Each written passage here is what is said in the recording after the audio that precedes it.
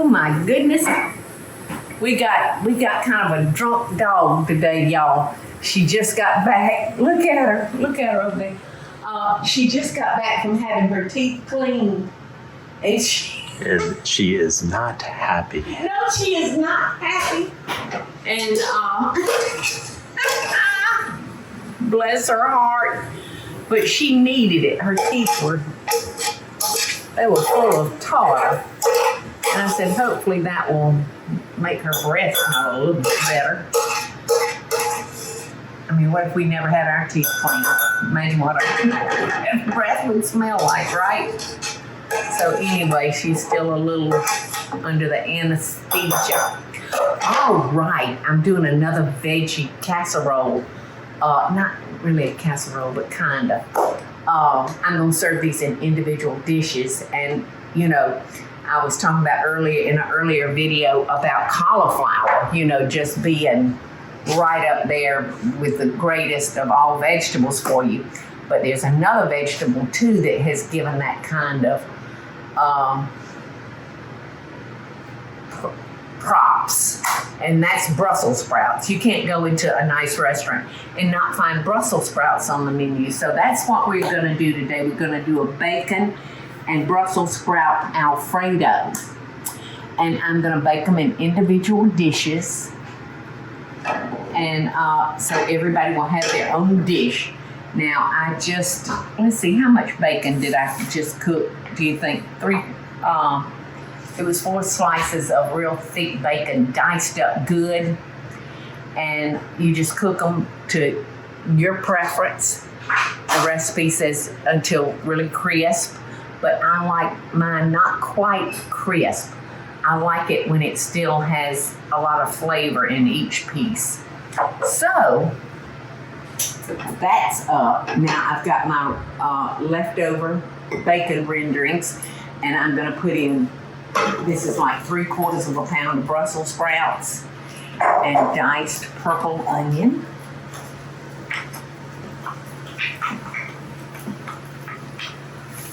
And I'm gonna cook this for about 7, 8, 9 minutes. They look like little cabbages, don't they? I really think it's a good idea to cook this with the lid on. And you're getting some moisture and helping that Brussels sprout get a little tender. So it's looking very good. I'm gonna give it like 1 or 2 more minutes. See, I love it when it gets brown like that. To me, that's just real appetizing. So, oh, that's a nice dark piece. You know what? I think I'm gonna go ahead and add the garlic now. And remember, you know, that that's 2 cloves of garlic minced. Because remember, that garlic will burn. So we'll just kind of let that garlic seep in there and wake up that Brussels sprout. Time to wake up. Mm-hmm.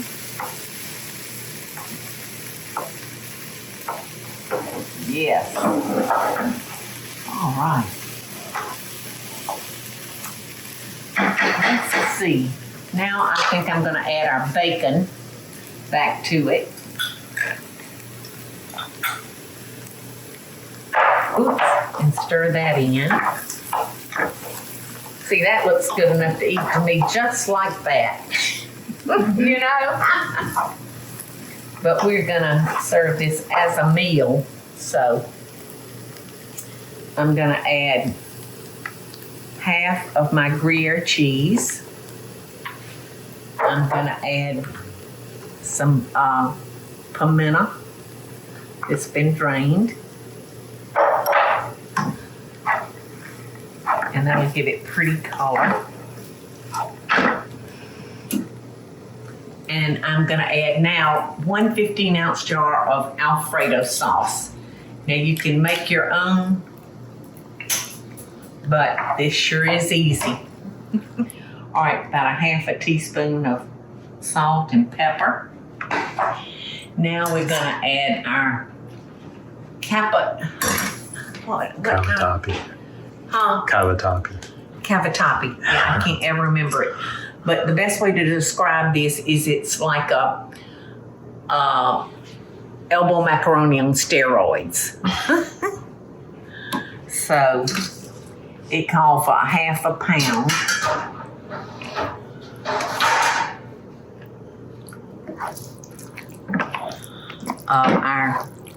I have to look at it before I can pronounce. I have to look at the word, how it's spelled.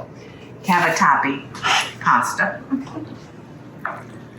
Now, this would be up to you as to how much pasta you want in it. I never, in pasta recipes, I've noticed over the years that the recipes always call for a tremendous amount of pasta versus the cream or the liquid. So I am opting not to use all of that pasta. So I'm going to bring my little individual dishes over here. I bought these at a yard sale years ago. Parsley, oven to table cookware. And they didn't have 3 of them. So I said, okay, that'd be Michael, me, and Lulu, or Gus, or somebody. All right.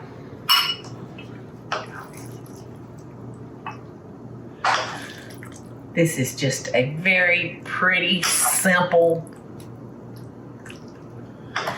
dish to make and to eat. So I'm going to bake this in a 350-degree oven for about 20 minutes, just enough to get them hot all the way through again. And I'm going to top them now with the rest of our Gruyere. And I will probably check on them and maybe add some more Gruyere like the last 5 minutes. So we'll see. Our Brussels Sprout Alfredo Pasta is ready. Everything was warm when we put it together, so it didn't take long for it to, like I said, about 20 minutes. And be careful, Paula. I don't want to break my 3 pretty dishes.